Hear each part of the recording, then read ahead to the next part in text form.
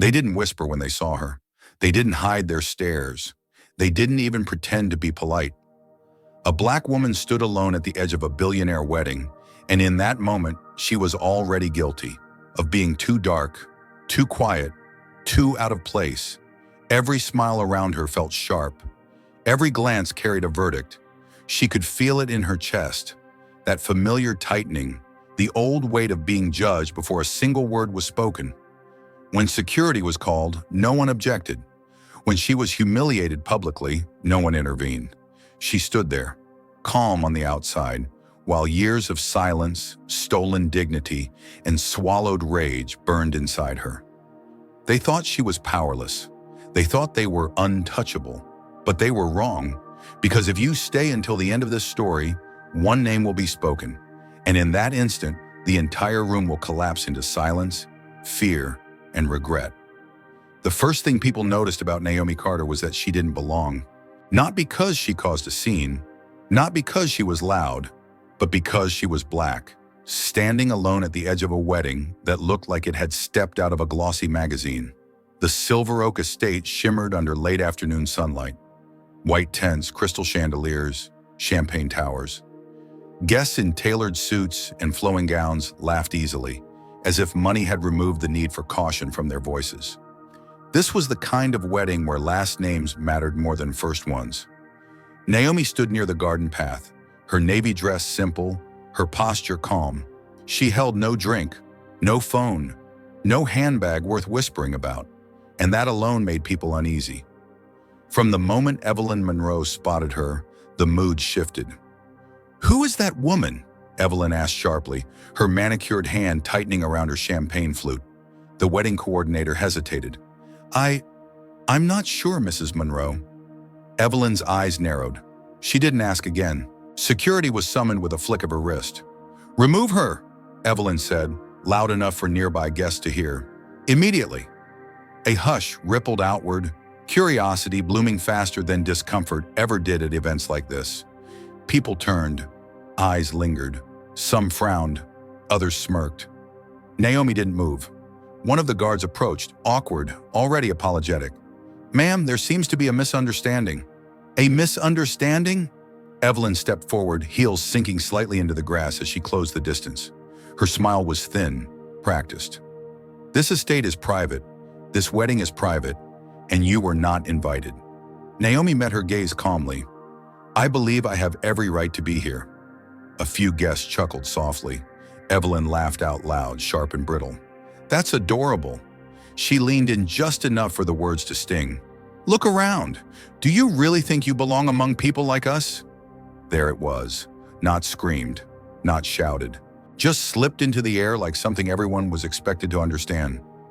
Naomi's face didn't change. "I'm sorry if my presence makes you uncomfortable," she said evenly. Evelyn recoiled as if insulted. "Uncomfortable? You're trespassing." She turned to the guards again. "Escort her out before she embarrasses herself further." As the guards stepped closer, something strange happened. The catering manager froze mid-step, his face draining of color. A housekeeper near the terrace clasped her hands together, whispering under her breath. Across the lawn, an elderly groundskeeper straightened abruptly and removed his cap as Naomi passed. Evelyn noticed. "Why is everyone staring?" she snapped. Naomi began walking, not toward the exit, but along the garden path. She avoided a loose stone without looking down, took a shortcut around a hedge few guests knew existed. She paused briefly at a large oak tree, brushing her fingers against its bark, as if greeting an old friend. Evelyn followed, her irritation sharpening into suspicion. "That woman is casing the property," she muttered. "Security, stay close." At the reflecting pool, Naomi stopped. The water caught the sky just right, turning it silver. For a moment, she allowed herself to remember. Then she straightened.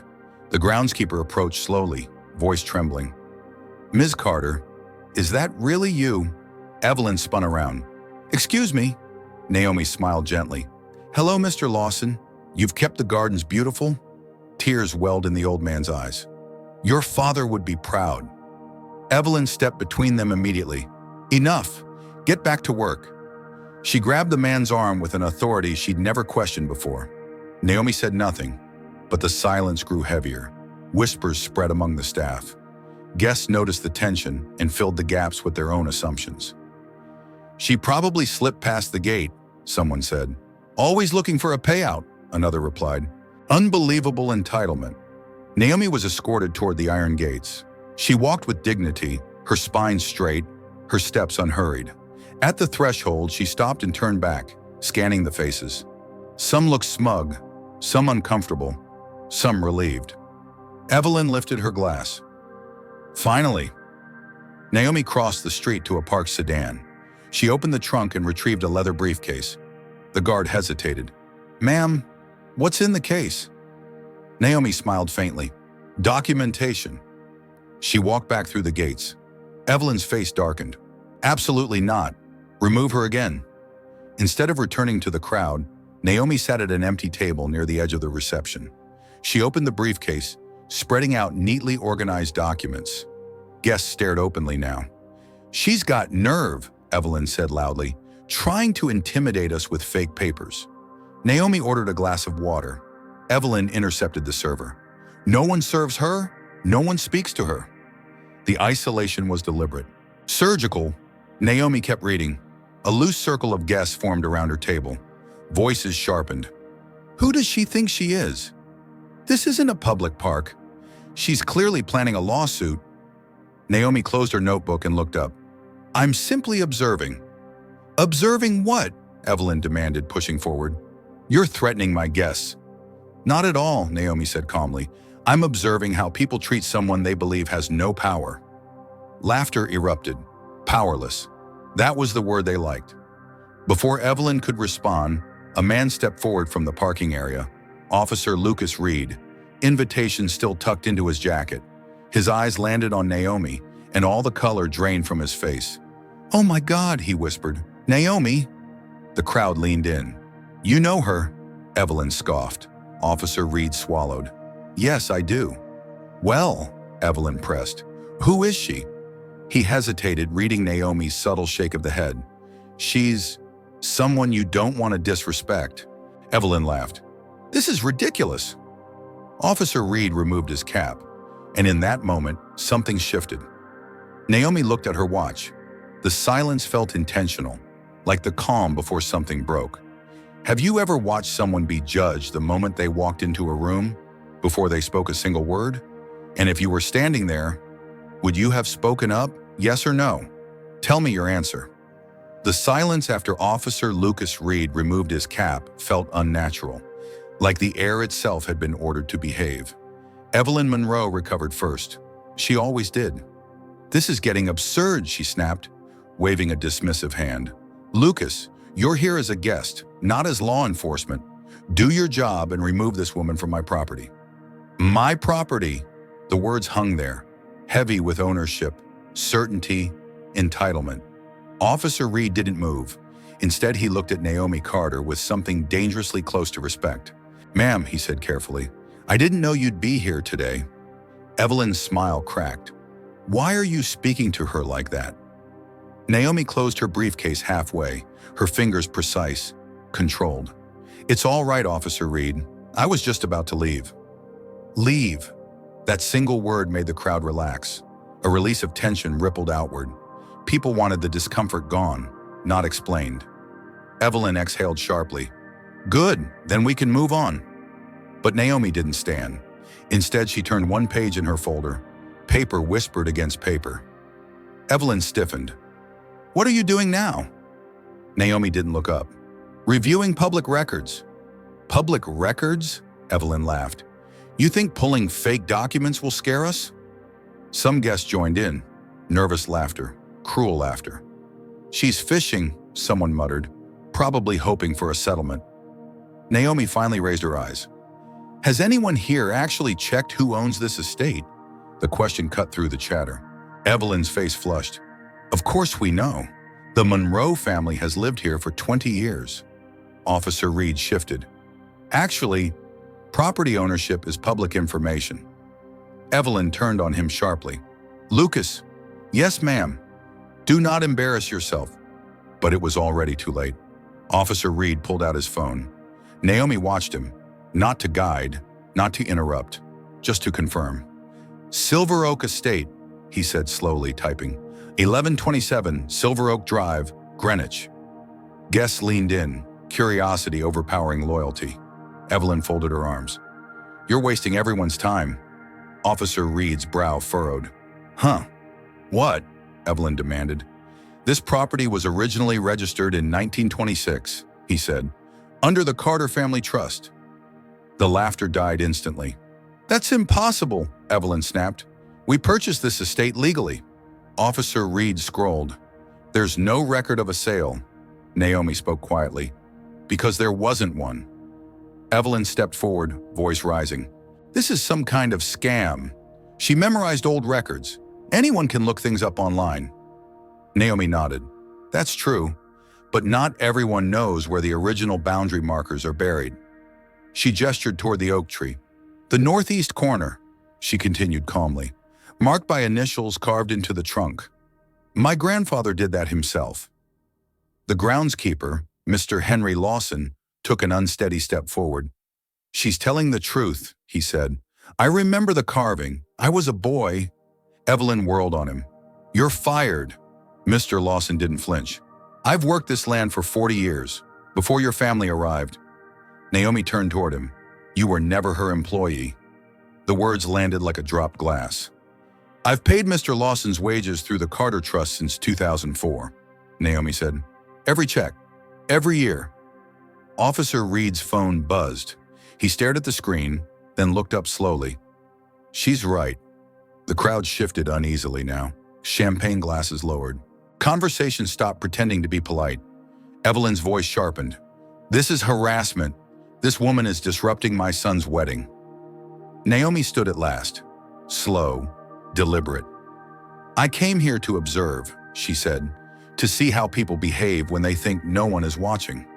Her gaze moved across the guests, the ones who laughed, the ones who whispered, the ones who stayed silent. And I've learned a great deal. Evelyn laughed again, too loud. Learned what? That you don't belong here? Naomi met her eyes. That belonging to some people has a color. That did it. You're playing the race card, Evelyn hissed. Typical. Murmurs of agreement followed. Naomi's voice didn't rise. You assumed I was a criminal, a thief, a grifter, before I spoke a word. Evelyn scoffed. I assumed you were uninvited. And why did you assume that? Naomi asked. Silence. Officer Reed cleared his throat. Ma'am, I'm going to need to continue this formally. Formally? Evelyn snapped. You're siding with her now? I'm following the law. Evelyn turned to the crowd, desperate to regain control. Everyone here knows who we are. This woman shows up unannounced with papers and suddenly we're criminals? Jonathan Pierce stepped forward. She's manipulating the situation. Yes, Evelyn seized on it. This is extortion. Naomi nodded once. That's a serious accusation. Then leave, Evelyn demanded, or I'll call my attorney. Please do, Naomi said. The confidence unsettled them. Evelyn dialed quickly. Arthur, it's Evelyn. We have a situation. Naomi waited. Guests whispered openly now. Why is she so calm? Does she really own this place? She doesn't look wealthy. Naomi heard every word. She'd heard them all her life. Officer Reed glanced at Naomi again. Ma'am, should I continue? Naomi checked her watch. Yes, she said softly. Let's. The wind moved through the trees, rustling leaves that had witnessed generations come and go. And for the first time that afternoon, Evelyn Monroe felt something unfamiliar tighten in her chest. Fear. The arrival of Arthur Klein should have restored order.